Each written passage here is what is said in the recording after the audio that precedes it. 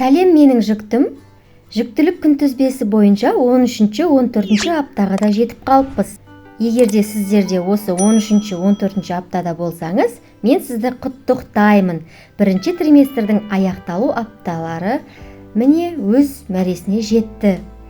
Яғни барлық токсикоз, бас ауру, бас айналу, тағы да жиі әжетханаға бару сынды сізге ұнамайтын симптомдардың бәрі жақын арада артта қалады. Бұл видеодан сіз 13-14 аптадағы баланың дамуы және анасының бойындағы өзгерістер жайлы білесіз. Каналға тіркеліңіз, қоңыраушаны басыңыз, соңына дейін көріңіз. Мен сізге өте пайдалы ақпараттарды ұсынатын боламын. Баланың жалпы өлшемдеріне келсек, 13 аптада 7-5 см, 24 грамм болса, 14 аптада 8-7 см, 44 граммды құрайды екен. Байқасаңыз, балаңыз бір апта ішінде біраз өзгерістерге ұшырайды. Яғни даму жағынан алға жылжиды. Қазір барлық жағынан дамуы аяқталып қалғанмен, баланың біраз нейрондары, ішек құрылыстары, өт, асқазан жұмыстары әлі де даму үстінде. Алайда сіз балаңызды қазіргі өз көзіңізбен көре алатындай жағдай болса, онда оның кәдімгі кішкентай нәрестеге ұқсап қалғанын байқайсыз. Алдыңғы апталарда басы өте үлкен, мойын аралық, яғни мойын жағы жоқ болып көрінгенімен, қазір баланың мойны, басы бөлектеніп, әдемі кәдімгі сәбидің көрінісіне еніп қалды. Терісі өте аппақ, беткейін лазунго деген қабат басуда. Бұл баланың 8-ші айына дейін тұрады, яғни баланы сыртқы факторлардан қорғайтын қабат. Әлі терісі өте нәзік, сезімтал келеді. Бұл аптада баланың болашақта сөйлеуге арналған связкалар дейді ғой, сөйлеуге қатысатын барлық тері тіндері даму үстінде. Барлық жасушалары, басқа терілері, ішкі құрылысымыздағы бүкіл дауыс ырғағына қатысатын барлық ағзалар даму үстінде жұмыс жасап жатыр. Ол қазір дауыс шығарса да, сіз оның дауысын ести алмайсыз. Бала іште жатқан кезде есінейді, саусағын сорады, тағы да басқа әрекеттер жасайды, алайда біз оны әлі сезе алмаймыз. Бала кейін туылған соң жылауы үшін, анасын шақыру үшін, қарны ашқанын, немесе ыстықтағанын білдіру үшін, жалпылама сыртқы факторларға өзінің реакциясын көрсету үшін ол сөйлеу, дыбыс шығару, жылау сияқты дүниелер көрсетеді. Соған жауап беретін ми қыртыстары да әлі де өз дамуы үстінде. Сондықтан да қазіргі жағдайда сізге витаминдеріңізді, яғни барлық не ішіп жатырсыз, не жеп жатырсыз, соған мән беріп, түгел бақылауда ұстап, және уақытылы тұтынғаныңыз абзалырақ. 14-ші аптасынан бастап өт өз жұмысын мықты атқаруды бастайды, бірақ әлі іске қосылған жоқ. Ол әлі де жұмыс жасау, яғни даму үстінде. Өт сұйықтығын бөледі. Балаңыз кейін туылғаннан кейін өті дұрыс қалыпты жұмыс жасауға кіріседі. Қазір бағана айтып өткенімдей, балаңыз үздіксіз саусағын сору үстінде. Ол да біздің жаңағы ана сүтін ему үшін дайындалып жатқан тренировка, былайша айтқанда, жаттығулары. Бұл аптада өзгерістер өте көп болады. Оның бірегейі алғашқы шаштарының пайда болуы.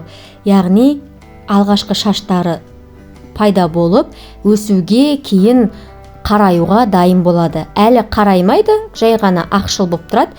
Кейін 7-8 айларда шашы қарайып, қас, кірпік, сондай денесіндегі шаштар қосылуы мүмкін. Ал қазір барлық денесіне сол шаштардың ең алғашқы белгілері көрініс табуда. Ойлап қараңызшы, дәл қазір сіздің балаңыз 5 минут сайын қозғалуда, бірақ сіз әлі сезіне алмайсыз. Ол әлі өте кішкентай, маткаңызда орын көп, судың ішінде емін-еркін жүзіп жүрген балаңыз кейінірек келесі апталарда 2-3 аптадан кейін оның қозғалысын сіз қарқынды сезіне аласыз. Сәл шыдаңыз, ішіңіздегі балаңызды тебуі арқылы сезінетін боласыз. Енді анасының жалпы бойындағы өзгерістер жайлы айта кетсек, сіздің бойыңызда әлі де өзгерістер бақылауда. Әр әйелдің денсаулығы, дене бітімі, ағзасы әрқалай. Әркімнің психикасы әртүрлі. Оған деген денесіндегі өзгерістерге деген реакциясы да әртүрлі. Біреу мән бермеуі мүмкін, біреу елемеуі мүмкін, біреу әрбір детальды елеуі мүмкін, иә? Бірақтан елемеу мүмкін емес дүниелерді айта өтейін. Бұл жүктілік кезіндегі осы 10-шы аптадан бастап сүт бездерінің қарқынды түрде жұмыс жасауы, яғни дайындалуы, сүт бездерінің кейін бала туылғанда туыла салып 24 сағат ішінде емізуге дайындалуы. Өзіңіз де байқап жүрген шығарсыз, кішкене сығып қарасаңыз, уыз бөлінеді. Және мына көкірек бездеріңізді басып қарасаңыз, сәл ауыртады, иә? Және Google-ды қараған кезде аналардың қандай сұрақтары бар деп қарасам, жүкті кезінде секспен айналысу, яғни төсек қатынасымен айналысу түсуге болады ма, болмайды ма деген сұрақтарды жиі қойған екен. Google енді бізге статистиканы шығарып береді ғой. Енді сізде сондай сұрақтар мазаласа, және сіз төсек қатынасынан қашып жүрсеңіз, бұл да норма. Сіздің қазіргі жағдаятыңыз сол дүниені әкеліп тұр. Ешқандай ауырып жатқан жоқсыз, бірақ сіз төсек қатынасына түскіңіз келмейді. Оны күйеуіңізбен талқылап, түсіндіруге тырыссаңыз, мен ойлаймын, күйеуіңіз сізді өте жақсы түсінеді. Ал кейбір әйелдерде болады, керісінше осы төсек қатынасын қалайды осы апталарда.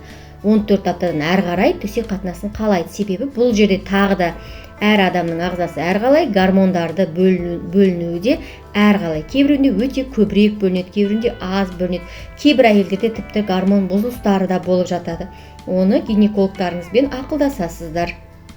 Егер де гинекологыңыз сізге угроза, яғни түсік тастау қаупі бар, қауіп төніп тұр демесе, онда ешқандай төсек қатынасына қарсылық білдірілмейді. Яғни сіздің жағдайыңыз өте жақсы деген сөз.